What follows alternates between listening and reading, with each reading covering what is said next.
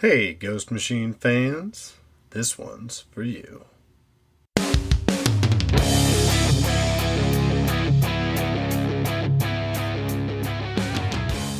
Welcome to the Ghost Machine Fans Podcast, episode 34. We're taking a trip through the time tunnel to find you yet another fantastic Ghost Machine creator interview. This episode will air on November 20th, which also happens to be the release date of the Rocketfellers #1, Ghost Machine's first family odyssey. I am Becky, and as usual, I am joined by my special friend, Nick. Would you like to tell us about the superstar creator that we are interviewing today? Absolutely, it would be my pleasure to do so. He's a Canadian comic book creator known for getting his start in the industry on the top cow titles Witchblade, The Darkness, Tomb Raider, and The Necromancer, all of which we're big fans of around here too. In 2007, he signed an exclusive contract with DC Comics. At DC, he went on to become the dedicated artist on Legion of Superheroes and was later on The Flash in 2009, which was written by Jeff Johns. When it relaunched with the New 52, he stayed on as writer and artist. He also worked extensively on Detective Comics as both artist and writer, and he wrote, drew, and colored the series Trinity. He's appeared on The Comic Book Idol as a judge and Beast Legends as a TV presenter. He's also a Joe Shuster Award recipient, as well as the winner of the All-in-One Inkwell Award, which is given to creators that exclusively ink their own interior pencil work. Most recently, in October of 2023, he joined the original cadre of creators that we know and love as Ghost Machine, as one of the company's co-founders. His first Ghost Machine book, The Rocketfellers, releases today. We are pleased to announce Mr. Francis Manapul. How are you, sir? I'm good. Thanks for having me. I did all those things in just 1 year, so it's been a very productive year. Oh my goodness, that's amazing. You must be extremely busy. Yeah, so how are you today? How's it going? I'm good. Thanks for having me. Actually, you know what? Before you ask questions, I'm going to ask you a question. Okay. So first off, I want to say that you guys have been doing great. You know, I think the stuff that you've been creating, it's a lot of fun. It's very engaging. And, you know, I just want to say good job, you know, and I'm really curious what made you want to create these contents surrounding, you know, what we do. Well, we appreciate you asking that question. And it's been occasionally asked before, and I always let my significant other answer first, out of courtesy. So, Okay. So why did you get into it? And then I'll give the long-winded soapbox answer. I knew that you were going to do that. For me, he asked me to be like a guest appearance for one of the weeks on his podcast. And Nick and I have been together for over a decade. Yeah. And so I'm always down to clown, so to speak. So I'm like, yeah, sure, whatever. Just what do I need to read? I like comic books. I was never like a have to get the comic book immediately reader, but I love reading. I love stories. So he asked me to do an episode. And for me, I quickly fell in love with the stories.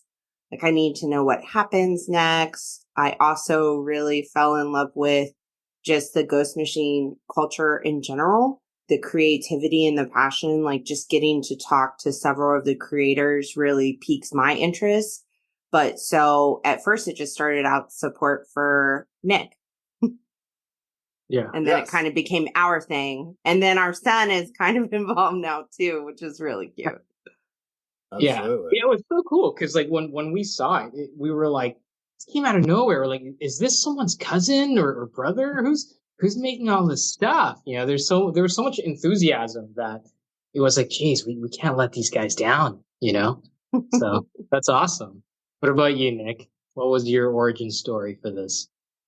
Yeah, that makes me think of how you, like the first video we made in the comic book store, like 6 months ago, you commented about it being our origin story. That's how long you've been so supportive of us. Well, I've liked comic books for a very long time.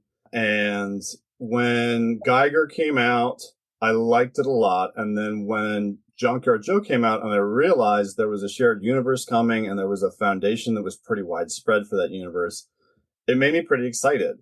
And then around the time, it was after you guys announced in New York in 2023, it was before MegaCon, around the time that it was after Ghost Machine #1, but the first 3 ongoings were about to be released. And there wasn't anything online. I mean, people were talking about Ghost Machine, but there wasn't a wiki, there wasn't a Discord, there wasn't a community. And I was like, man, I just reread all the books that this company has put out so far. And it was, at the time, it was like only 14 issues. So I was thinking, like, it is so easy to gather all the information about what at the time was one universe in one place and, disseminate it just for fun or whatever, because I like the Hellboy wiki. There's a Hellboy wiki I like because I like Hellboy. And I was like, that would be impossible to make something like that now, but I can make a Ghost Machine wiki, that's like, it's all out. It's easy. And then, I started to do that and I wanted to make a podcast, but I couldn't find anybody to do the podcast with me. And so I went to my local comic book shop and I had created just the website at the time. You guys hadn't launched the series yet because we launched the podcast the same day you launched the #1s and we did it on purpose. But Oh, wow. I went to my local comic book shop and I told my buddy and he went to like the landing page, which was just the wiki and the podcast said coming soon. And the guy says to me in a totally like jovial, nice way, he's like, yeah, you probably don't want to do the podcast. I was thinking about just doing like a wiki. You probably don't want to do the podcast if you don't have anybody to do it with you. It would be too hard. And I walked straight out of that comic book store with my books and I went straight home and I started writing the first episode for that podcast because I was like, there's no way I'm going to not do this with how rare something like this happens in the hobby that I love. And it's all because I can't find a second person. And so if you listen to like the first 2 episodes, it's like me talking to a me with an accent who's Benedict Arnold, talking to a robot, which is Junkyard Joe's making sounds and stuff like that. Yeah. That's why I've always really loved shared universe stories that are not the big 2. I really like Classic Valiant. I really like when the Classic Image used to cross over. But in short, the goalposts continue to move, Francis. At first it was, I'd really like these folks to notice what we're doing and respond. And the first day we released the podcast, like 6 of you did. And I was like, well, I got to find a new goal now. And then the goal was get 1 or 2 of you on the podcast and interview new now. And I think you might be the 6th or 7th person. So, and, so now it's different stuff. It's like one day it would be awesome if I could somehow get a couple of you to one of my LCSs because they have 2 locations here. Because of this podcast, like come to just a town you would never go to, like Cincinnati's not big enough for Ghost Machine, but maybe something like that. But I never used social media ever. Before this, I have no background in editing. I have no background in audio. I just use CapCut and Canva.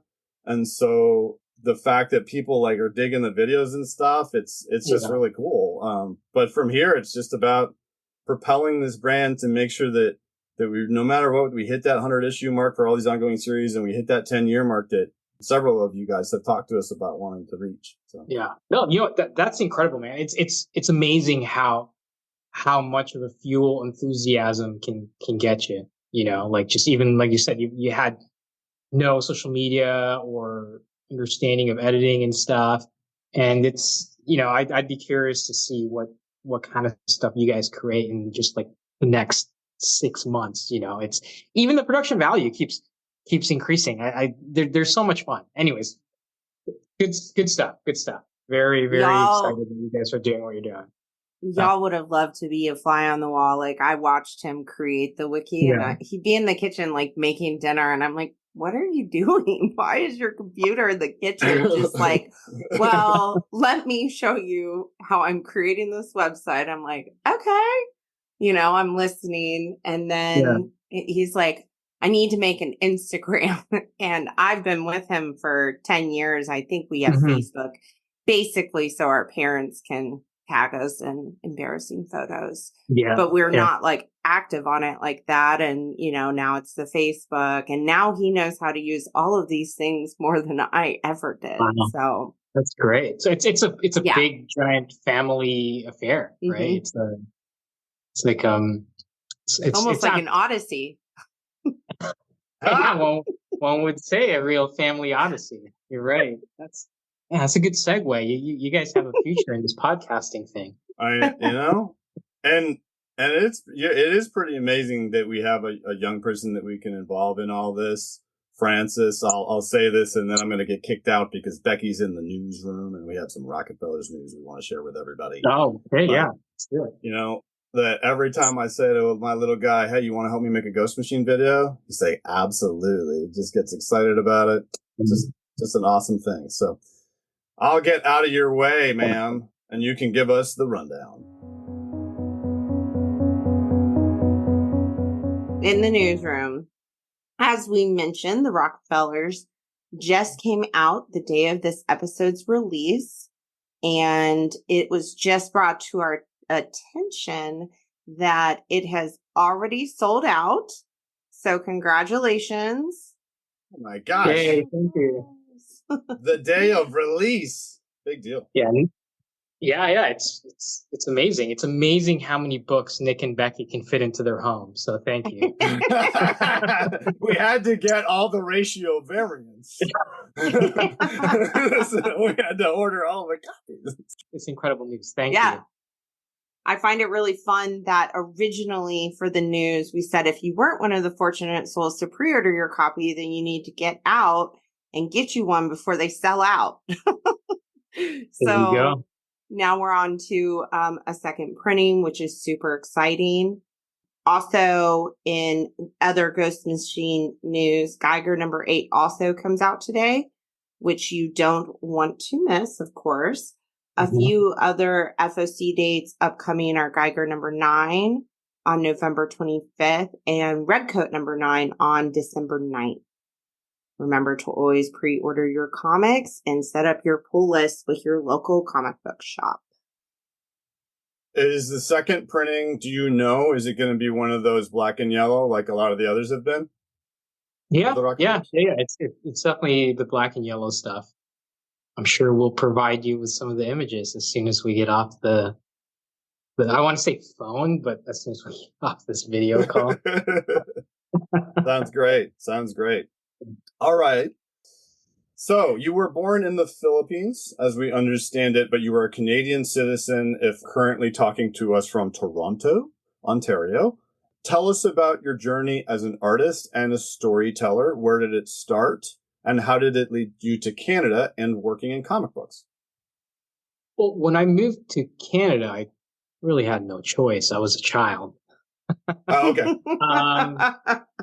No, I mean, I think how comics really tie in is that, in the Philippines, my dad, he wrote and directed films and television, and he started actually in radio and newspaper and magazine. So he's kind of like this media guy. And so reading was very pivotal for us. So, I'm a kid, reading's boring, right? So they would buy me comic books, and that was a way for me to get started, right? And it also helped improve my English, right? It helped, but it was kind of funny because, I would, if you remember, the language that they used in those comic books back then, the adjectives were like outrageous, right? So I was that kid in school, like, oh, this is a magnificent Twix bar. You read a lot of Chris Claremont X-Men, did you? Yeah, but it was funny because there would be things that I didn't quite know. Like I remember when I'm just trying to blend in, right? And when the Leafs were playing another team, and I didn't know the word to use, so I'm like, oh, who are the Leafs fighting tonight, right? Because I didn't think, oh, who are they playing against, or who are they going up against? Just because playing in my brain, the definition of it is something else, right? So I was like, who are they fighting tonight? And then this kid on the bus was like, fighting, and he's like, I like the way you think. So I ended up making some of my earlier friends when I was younger. So yeah, and then I kind of just fell out of the hobby. But then my mom was going to a bookstore. She was picking up some architectural books, and there was a spinner rack right by the checkout. As I'm sure I think a lot of us found comic books back then. I saw this X-Men book that Jim Lee had drawn and Chris Claremont had written, and before that, I just read them. I wasn't super like into it, right? But then when I opened that book up, I was like, holy cow, this is so cool. I never thought comics could look so cool. Right. So that was my entry point. And then from there, it literally just grabbed hold of me and didn't let go. It still hasn't. When I went Yeah. into high school, I would have been mid 90s. We're probably similar in age. And my freshman English teacher couldn't stand me because I had read way too much Chris Claremont X-Men, and all my sentences were paragraphs long, and they didn't necessarily. They're great comic books, though. I can still digest them today for sure. Yeah, I'm sure the teacher's like, "Wow, this Nick kid is very verbose." You know, exactly. It's like you don't need to say all that. You must have a thesaurus under that desk. Right. Yeah. So, how did that lead you into working comics? Yeah, so another sidetrack that happened along the way was that I also really liked basketball when I was a kid. I loved basketball. I actually loved hockey first, but then I realized how expensive it was to play that game. And my mom's like, here's a basketball, right? You know, infinitely cheaper.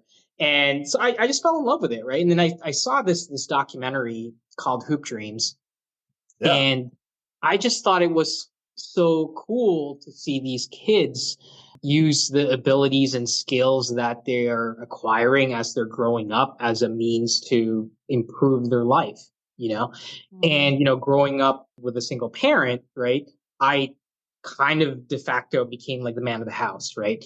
And I just felt like watching that, I'm like, okay, well, I'm clearly not going to be a basketball player, you know, but I'm pretty good at drawing. You know, my mom always had like drafting supplies laying around. So I started tracing those comic books, and then I started, you know, literally going to the library and looking at anatomy books, and I was reading the history of comics and stuff like that. And the thing I was obsessed about was actually things like this, which was reading interviews of artists and trying to find chunks of knowledge of how they broke in.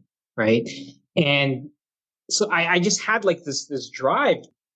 I also had this weird mentality because I was approaching it from that basketball standpoint where it's like, oh, if I don't get drafted by the time I'm 20, it's over. I'm too old, right? So I also had this misconception in my brain that if I didn't break in by that age, that it would be, you know, that my shot had been lost.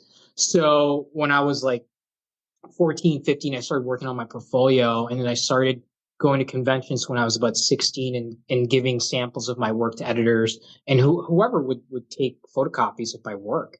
And it was basically through that, going to conventions, I met other writers and artists who became pivotal in my journey of trying to break in, because they were also trying to break into comics, right? So that we would share knowledge to each other, we would share contacts.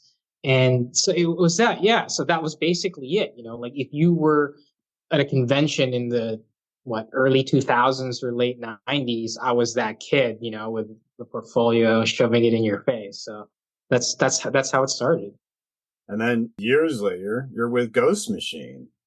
So the Rocketfellers is Ghost Machine's first family odyssey. We've noticed in many of your videos online, you often mention or include your family. Can you tell us who you're hoping this new book connects with and why it's important to you that it resonates with like a familial demographic? You know, to be honest, the intent kind of wasn't coming from external. It was coming from internal initially. As you know, once you become a parent, it literally consumes every part of you, right? And when my daughter would come into my studio, and I remember, I think at the time, I was working on some Walking Dead covers, and she's really afraid of zombies, right? So every time she walked by my desk, she would cover her eyes, right? And I realized the majority of my work over the last few years had been, you know, a lot darker and something that I couldn't really share with her, right? Mm-hmm. So I wanted to work on a book that I essentially could share with her, you know. And it's funny, the last time that family was an integral part of the thing that I worked on was when I was working on Trinity. My first daughter had just been born, right? And I remember because at the time I was doing everything on that book. First of all, I realized how unsustainable that was because I was writing it, penciling it, inking it, and coloring it. And Mhm. I don't know what I was thinking, but anyways, when I was trying to write the story, it was the first time that I was writing as a father. All of my past work on The Flash or Detective, they always had a touchstone in something that I was going through emotionally. It wasn't something that you kind of do on purpose. It just happens, right? It's just these internal thoughts and feelings that you have come out externally through your work, right? And on Trinity was the first time that happened. And I would say that the second issue of Trinity is probably my favorite thing I've ever written because I had Clark Kent traveling to the past, speaking to his father. And I didn't want to do a father to son conversation, but what I wanted to do was something that hadn't occurred to me was it was now a parent to parent conversation, because for in that timeline, they were meeting at the same junction that they were both in emotionally. They were on the same level, right? And I think, as I'm sure you both know, as soon as you become a parent, you're like, geez, I probably could have been a little bit nicer to my parents. And, you know, you get this massive understanding that you never had before, right? So after that, it became essentially a foregone conclusion that the stories that I write and the books that I work on was eventually going to focus on family. So this was the culmination of that, right? And working on the story with Peter Tomasi, what was interesting about that is we had met in the Bat Office, right? So during that Mhm. time, we were there at the Bat Summits, and we just became friends, right? And there Mhm. we were, kind of hanging out in the dark alleys of Gotham, and I'm Nice. yeah. So he was writing Batman and Robin at the time, and I was writing and illustrating Detective Comics. So my book focused a lot more on the police procedural stuff. But whenever I read Peter's books, I was just floored by how much emotion he was able to put into those books, right?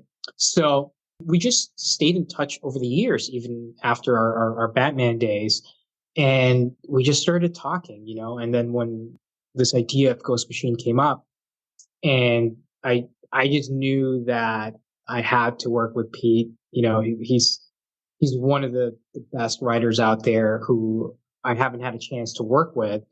And it was one of those things where it just felt like it was less of me trying to figure out who the demographic is for the book and more so trying to create a book that I would want to read and see and something that I could share with my daughter. And, I think what's kind of neat about this book is that because it has multiple generations of the family members, right? I think this is something that you could read as a grandparent or as a parent or as a kid, right? So I think it's really, it was by accident in that it has multiple entry points, but because selfishly when you're creating, you really create for yourself, right? And you're Mhm. kind of hoping that other people will see you and understand what you're trying to say, and that's usually how you get a better connection with the readers is when you're just trying to do something that will, I guess,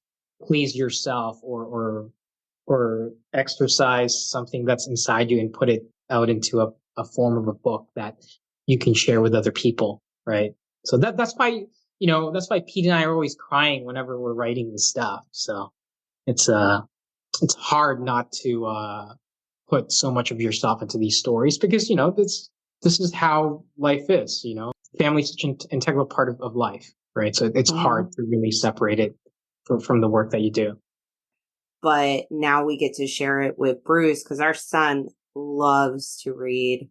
But some of the other content we haven't been able to share with him. And this coming out, we are very excited. And he is too. So Yeah. we thank you for that. No, our pleasure. I think Mm-hmm. it's important that you have stories out there that you can all read together, right? Mm-hmm. I think it's one of those things where it would be so nice to have that, like, hey, did you read this, Bruce? Yeah, it was so cool. What did you think, Dad? What did you think, Mom? I think it's neat, right? I mean, Yeah. like right now our daughters literally just got into Star Wars. Oh yeah, And so the truth, I was never a Star Wars guy. That was yeah. Same. I've watched the initial first trilogy in one sitting on VHS. So it's all melded as one movie in my brain. And I just remember going, yeah, that's cool. It's not for me, right? But since them becoming such massive fans of it, I've I've warmed up to like, oh yeah, this is kind of cool, with the exception of Mm-hmm. like the what is it, the prequels? It got pretty dark Yeah. there. We had Yeah. to do a lot of fast Mm-hmm. forwarding and explaining and stuff like that. But I will say I will never make fun of the Phantom Menace again because they love the heck out of the movie. Yeah. It's that fight scene song, I'm telling you. Yeah. Well, but they Oh my love it god. because of Yeah. Jar Jar. Jar Jar saved you years later, and Yeah. you hated him Yeah. back then. But that's the thing. I think it's Yeah. so cool. Whenever you can enjoy something from top to bottom across the demographics Mm-hmm. of the household, right? It's not like something that you kind of have to like read off in the corner because oh, this is too much. The thing is that because we're writing it for us with our experience as well. That's why there are going to be some elements of it that's much more I guess dramatic, or not adult in situation, but more adult in its, I guess, in what it's trying to say, right? You might read a scene and come away with a completely different thoughts on the scene, whereas your son Bruce might come away, oh yeah, it just happened. It was just an event that happened. Mm. But you're Mm-hmm. walking away and you're like clutching your heart. You're like, oh my god, stuff that can fly under the radar that hits at a different level, right? So it's Yeah.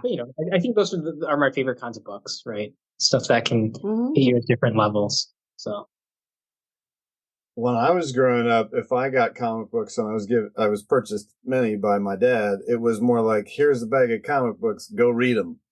And we're talking about how a comic book can be read by a family together. So it's Yeah. just the evolution of that. And the fact that it is much more commonplace than something like Ghost Machine or Image or even some of the titles of Dark Horse. You were talking about Trinity and how it drove you nuts because you said you did the inking, the coloring, the pencils, and the writing. I hope you didn't have to do the letters as well. We mentioned the Inkwell Award that you received, and on your Instagram all the time you're penciling and inking and coloring. So how do you find the time, and how do you avoid carpal tunnel? I'll answer the last one. That one's super easy. I've never had problems with my hands, and I No think kidding. so. Wow. I think a lot of it is that I have a very like soft touch, so much so that what you don't see sometimes is when I'm drawing a line like this, the brush will literally slip out of my hand because I'm not a clutcher, so I'm kind of just holding it, and a lot of times, a lot of the motion they're not coming from my wrist, they're coming from my elbow or my shoulder, right? So it's one big movement, right? I would say that the one that affected me more in the last couple of years is my eyesight, right? And Really? because I worked digitally for a few years, so that actually answers one of your questions of how I did it all. Was that when I was working on Trinity, the first issue and a half I did traditionally, then I switched to digital because my daughter had just been born. I knew that I needed to work much more efficiently if I were to, for the first time ever, I couldn't just, well, how long are you going to be in the studio till I'm done? That was the answer back then. Okay. But then eventually it was like, no, no, no. I have an alarm clock to remind me that it's the end of the day, right? And when that alarm clock Mm-hmm. goes off, I want to say like I pack up immediately and go. That's not true. Most of the time I linger another 15, 20 minutes, right? So I needed to find a way to work efficiently, and working digital allowed me to pencil, ink, and color on one file, right? I'm Sure. using Photoshop, so I'm just using multiple layers. And I found that one of the reasons why I liked inking myself, I realized, when I was working on how I discovered this was actually working with Jeff Johns on Adventure Comics. When I was working on the Legion of Superheroes prior to that, I was penciling the book, and John Livesay, who's an incredible inker, was inking my work. But I think around that time, I was trying to be what I felt DC needed me to be, or at the same time, I knew that if I drew a certain way, that's how I climbed the ladder, right? And Mm-hmm.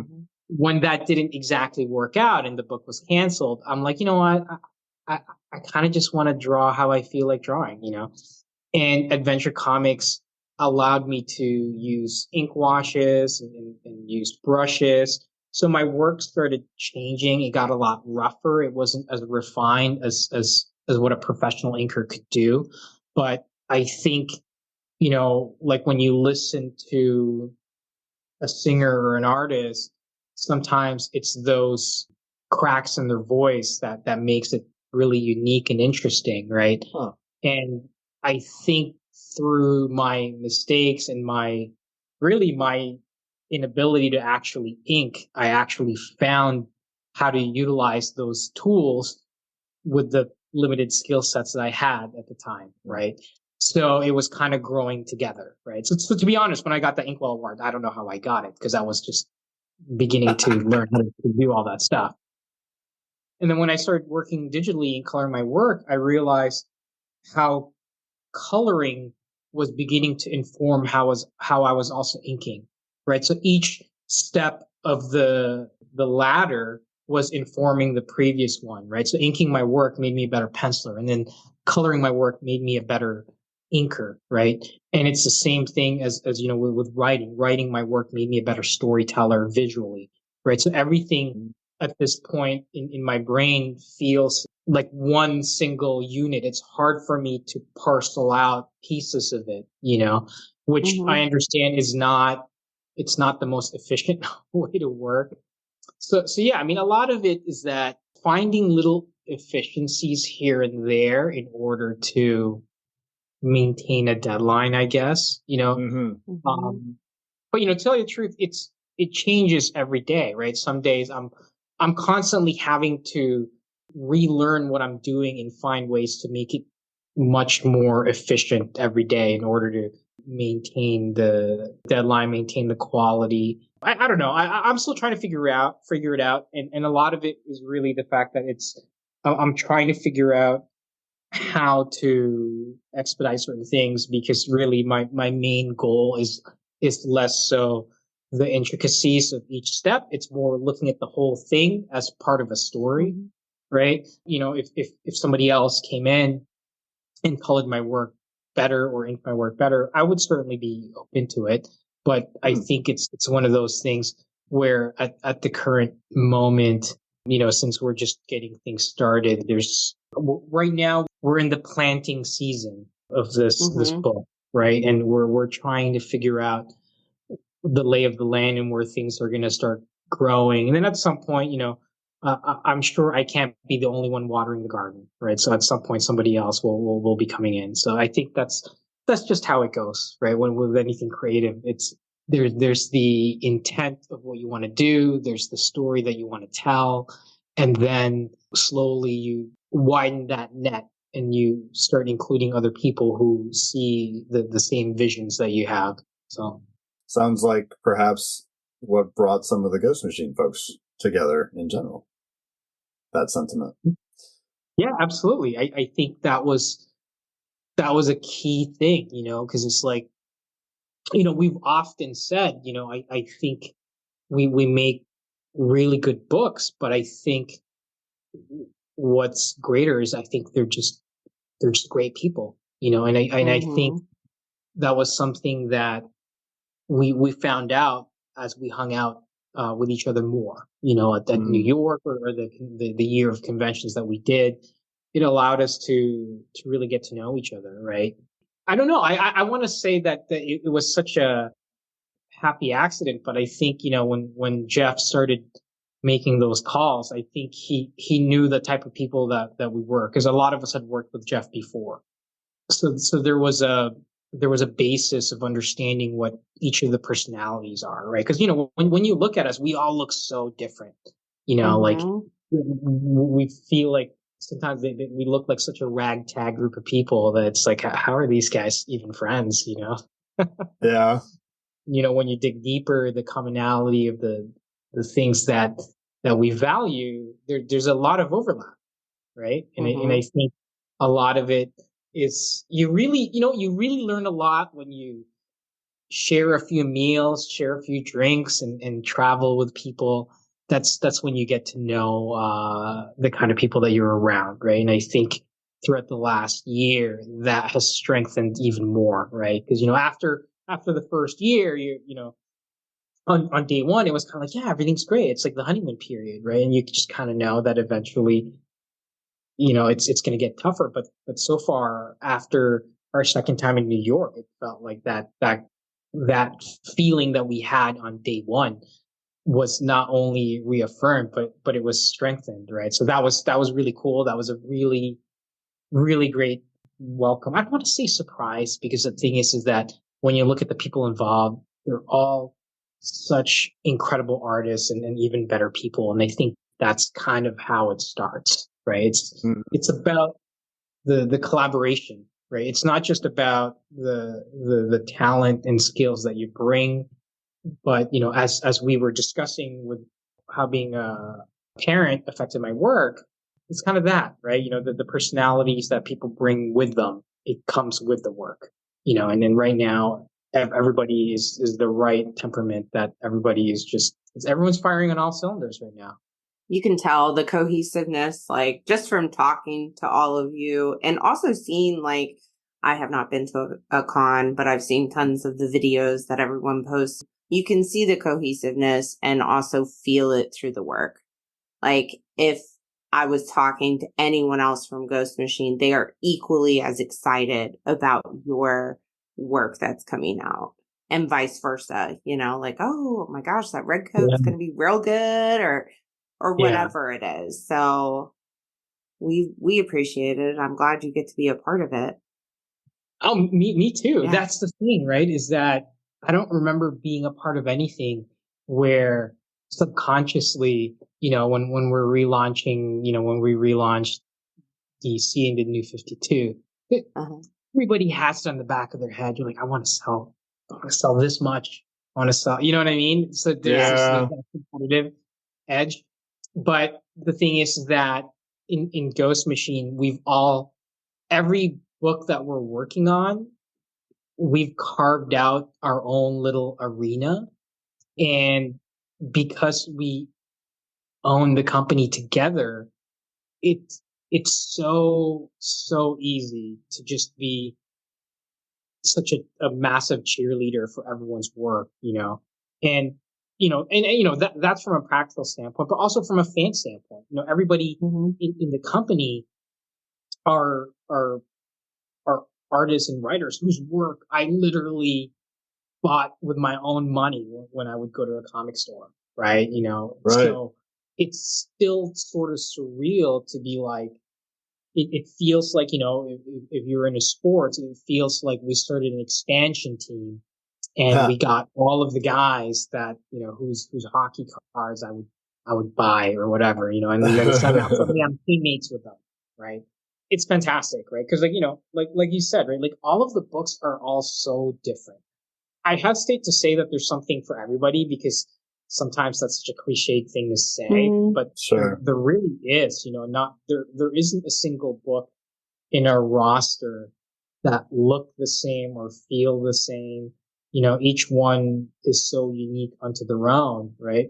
But as you said, Becky, it is really cool to see everyone's enthusiasm coming across, right? Both in the work and, when we do whenever we have an opportunity to talk, like in this case, one of the things that I remember all the time is sometimes when I would listen to creator podcast, you ever hear somebody go, there's a lot of sighing, there's a lot of hesitation, right? But it feels like, when you listen to like my partners in crime, everybody, well, except for Pete, he sighs a lot, but that's because he's always tired. But yeah, there's just an enthusiasm that everybody has, and I think that's very infectious, and I think that I'd like to think that we won't approach a situation where we're like, oh, I remember how enthusiastic we were. Hopefully that won't happen for many, many years. And what's great about these interviews is that we could always go back and say, man, like, remember how excited we were. And then how cool would it be if years down the road we still say, wow, I can't believe we're still as excited as day one or year one, so it's very rosy right now. And it's a great feeling to have in such a luxury to be part of something this cool. It's a privilege, really. Yeah. Well, the thing about all of that, it's great that you feel that way, but the fans feel that way. The fans feel that they want it's something that can endure and that their enthusiasm can as well, because we live in an industry, where most things are 6 to 12 issues, unless they're from the big two. And even then, the series aren't as long nowadays as they used to be. And people want what you're describing. They want that feeling to be evergreen. So for me, I'm hearing 3, 4, 5 years, you're back in the podcast and we're talking about how we all have retained our enthusiasm. Because that's one thing that, you asked what our motivation here is in doing this. And one of the biggest things, especially after speaking to all the different creators, is to, no matter what, ensure that the hype never even begins to simmer. Keep it at the top forever. Stay excited forever, because for something like this to perpetuate, the quality is there, but in the comic book arena, even though we'd love to see these properties appear in other ones, it's so vital that a fan base support something like this as best we can.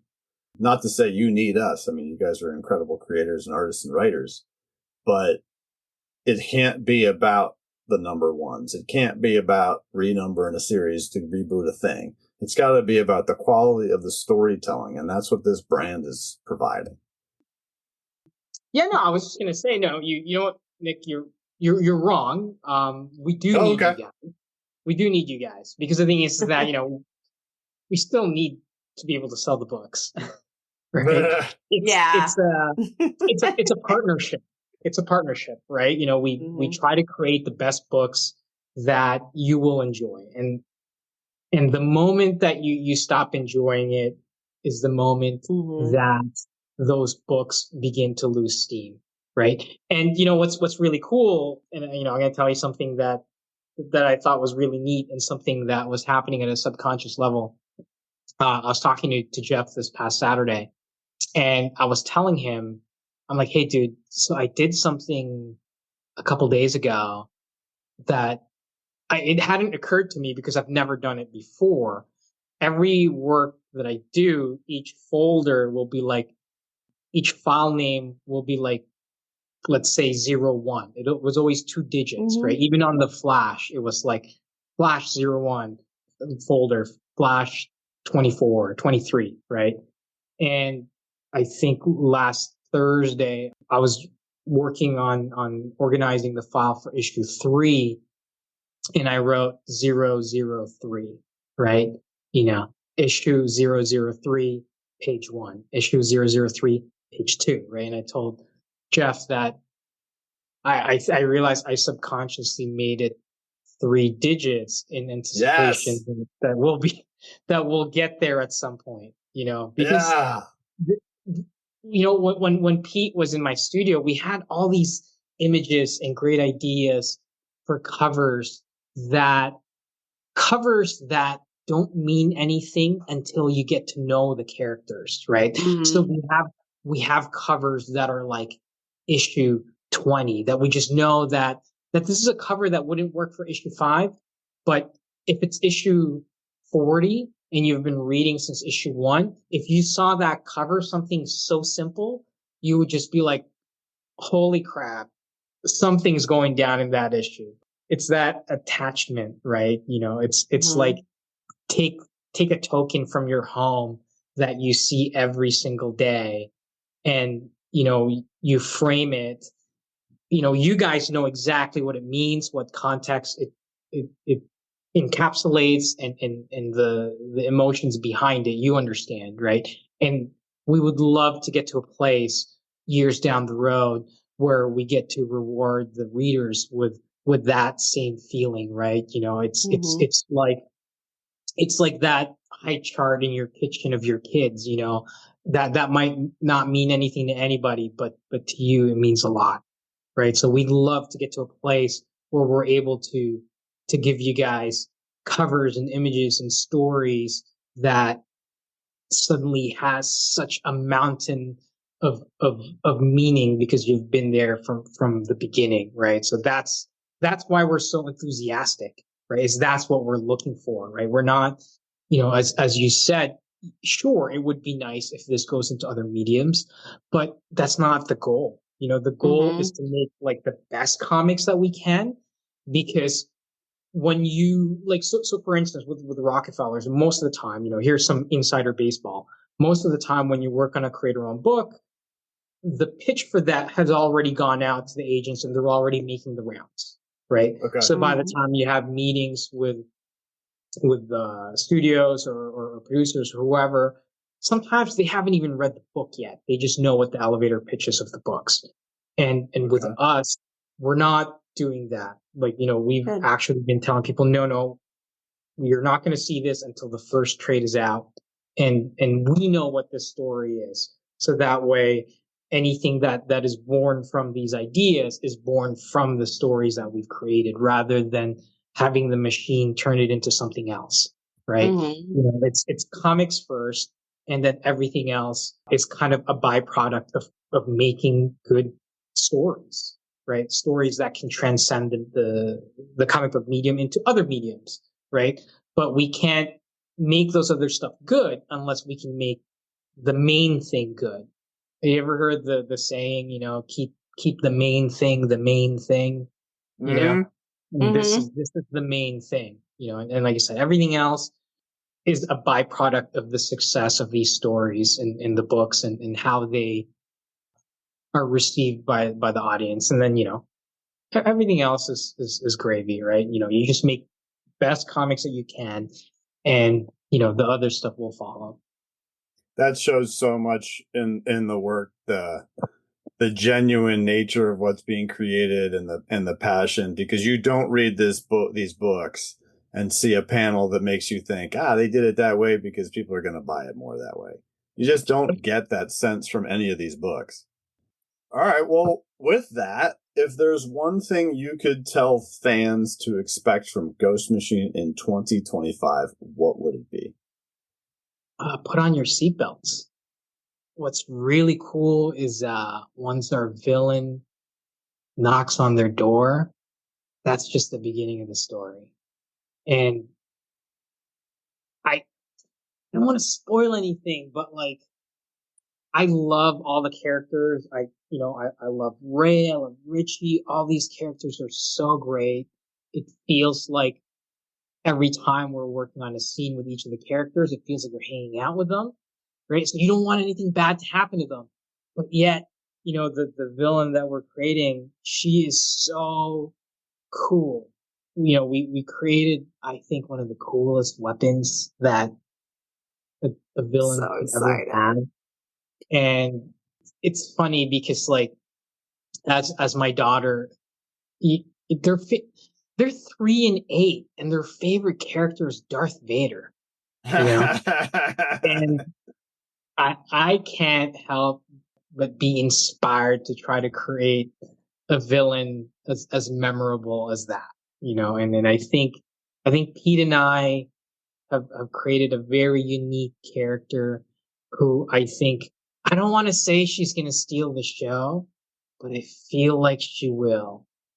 Not to take anything away from the family, because they're so much fun. Once you find everyone's backstories and some of the things that they do, like Rodney's backstory is so intriguing. And I think 2025, you're going to get to know these characters, and that's when we will be able to ask, who's your favorite Rockefeller? And I think that's what I'm most excited about is for the readers to get to know the characters, get to know the world that they came from, because the world that they came from informs how they approach the world that they are in, right? So, yeah. Awesome. I'm really excited that you said female villain. She. Yes. Cool. Yeah. Female villain. We need more of that sentence in the comic book world for. Yeah. There's more, right? I think as the cast will keep expanding as we reveal more of the world. Yeah. Anyway, I'm in love with her. I think she is the coolest thing that we've created. The other ones you love them because it tickles your heart.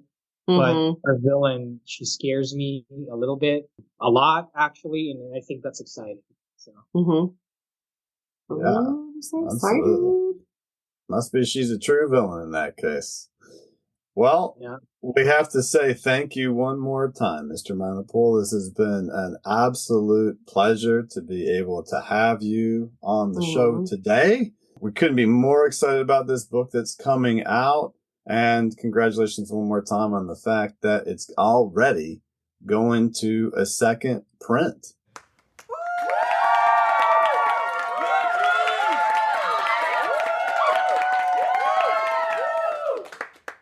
Snoggle, did you have anything else to ask our superstar creator this evening before we wrap it up? No, but I will say that I am super excited for the next time we talk. Like after, 10 to 20-ish books are out. I can't wait to see, like you said, where we're all feeling. And I know we're going to be just as excited. So it was a pleasure. My pleasure. Thank you, Nick. Thank you, Becky. And thank you, Bruce. Thanks for all the content that you guys have been creating. Super fun. It always puts a smile on my face when I see some of these videos when I open up Instagram. So thank you. Keep it up. Take care.